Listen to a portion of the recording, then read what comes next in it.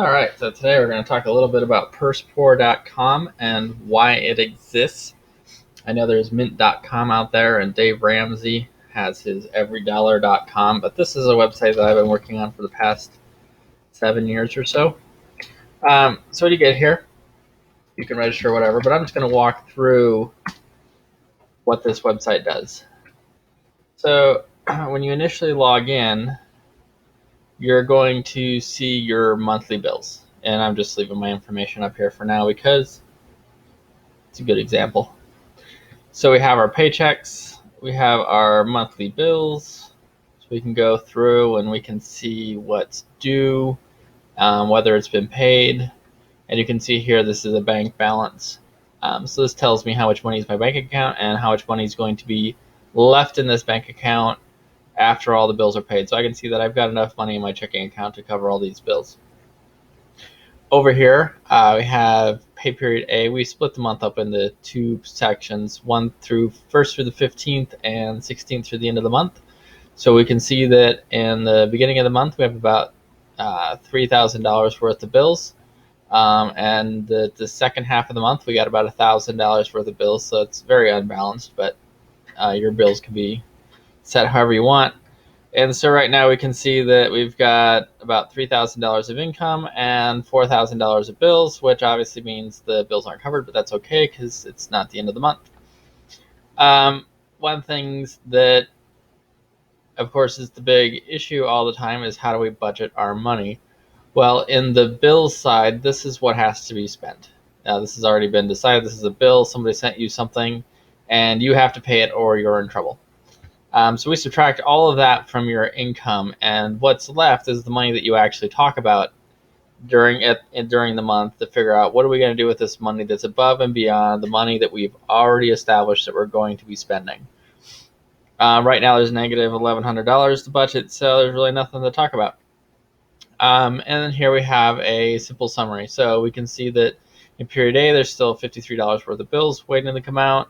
There's $600 in the account. The remaining balance after that bill is paid is going to be $549. Bill period B, there's $437 remaining in bills. Same checking account balance, so the remaining balance is $205 after those are paid, and then altogether, $152 will be left in the account after the bills are paid. One of the interesting calculations that this website does for you is your baboon rate. There's a really good video about stress on Netflix. I don't know if it's still on Netflix, but it's called Stress. It's a National Geographic documentary, and it talks about baboons and how much time they spend working versus how much time they spend picking on each other. They spend 3 hours a day working to feed themselves, and the rest of the time, they're just screwing around. So that works out to 21 hours a week of work, which is about half your income. So this calculates how much money you need to make per hour to pay all of your bills in this list here, so that all your bills are covered in half your income. And that means the other half of your income is available for investments, for vacations, and other things. And we also have a bill breakdown, which is breaks down your loans based on the categories that you set.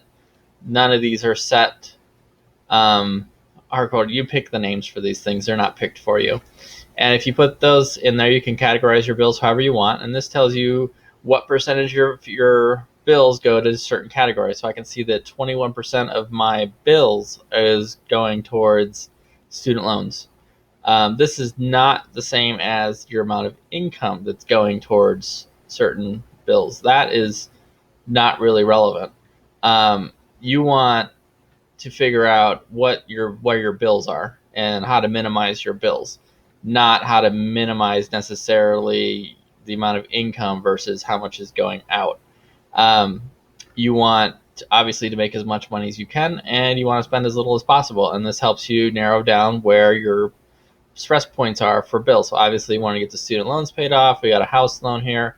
We got rent because we're renting an apartment while we're renting out a house to somebody else. So this helps you get an idea of where your money has to go every month. So this has to be spent. This is money that is gone. You don't need to talk about it anymore. It's just not there. The budgetable income, this is what you're going to talk about every month with your significant other, spouse, or if you're single, whatever. This is the money that you decide that I'm going to spend this on extra debt. I'm going to spend this on a vacation. I'm going to whatever, or I'm going to go buy something and create more debt and then have another bill. That's up to you to decide. So this is your home page. This is just a way to keep track of how much money is coming in and how much money is going out, and making sure that all your bills are covered. You really shouldn't have a whole lot of money left in your checking account after the bills are paid, because that's what your checking account is for. It's for paying bills. It's not a holding pen for a bunch of money. Money that sits in a checking account collects zero interest and is basically wasting money. So one of the features of this website is that there's no automation. If you go to a mint.com, or I believe EveryDollar as well, they try to get your real account information. They try to micromanage your money. You can see there's nowhere in here for you to enter your transactions of what you spent this month. It doesn't matter. What matters is where your money has to go. This page here only covers money that must be spent because you signed up for a service, or you took out a loan, or you have a debt, whatever. It has to be spent. Over here, you decide where your money's going to go, and then you spend it, or you spend it on something else. It doesn't matter because your bills are covered, your plan is covered, and so you're not fighting over pennies and all that nonsense. It's you tell your money where it's going to go, it goes there. That's the end of it. You don't need to come back here and analyze your spending habits down to the penny. That's just a waste of time. We want to simplify bills. We want to macro manage our money. We don't want to micromanage it. We're not professional accountants managing our personal finances. That's just silly. So let's go through some of the basic pages here, because this is kind of a summary. The bills are managed here, but the accounts are managed elsewhere, the checking accounts and savings accounts. So basically, a savings account is, there's liabilities and assets. A liability is something you owe. An asset is something that earns you money, so it makes it easy to find things. Primary asset is your bank accounts. This is where you tell it where all your money is. So we have a 10% savings, which we can talk about that in another video, how much you should be saving. We have a savings account for the kid. We've got an emergency fund, a savings account. We have an investment account that might have some extra cash in it periodically. And we have our checking account. Notice that the checking account is marked as the checking account. This is what the program looks at on that homepage to see how much money you have to pay for bills. Only money that is in a checking account is applied to the bills.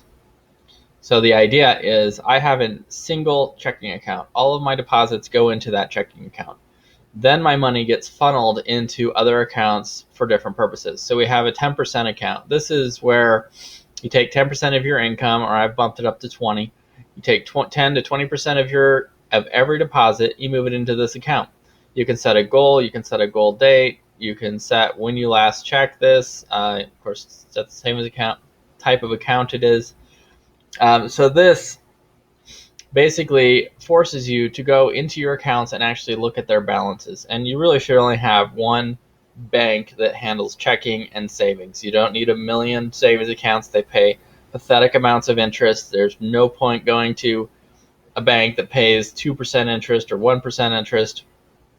That's not high interest. That's low interest. You're wasting your money trying to earn anything with that stuff. Pick a bank, stick with it for your holding pen, for your main cash, for your liquid assets. You have a single bank account. So this is, for me, it's all US Bank. You'll notice there's nowhere on this page that says what my actual account information is. I use aliases for everything. So there's no account information, there's no usernames, there's no passwords. It's 100% secure because it has no information to access your actual real bank accounts. Even if somebody got in here, they would have absolutely no information about anything except your numbers, but who cares? So anyway, you can add a bank account. You can add all the bank accounts you want. Supports 3 months of expenses, checking, child savings, child college, emergency fund, your own college. If you're a young person going to college, you need to save up for that. You should have a savings account. And other, if it's something else. And you have a retirement account and savings account.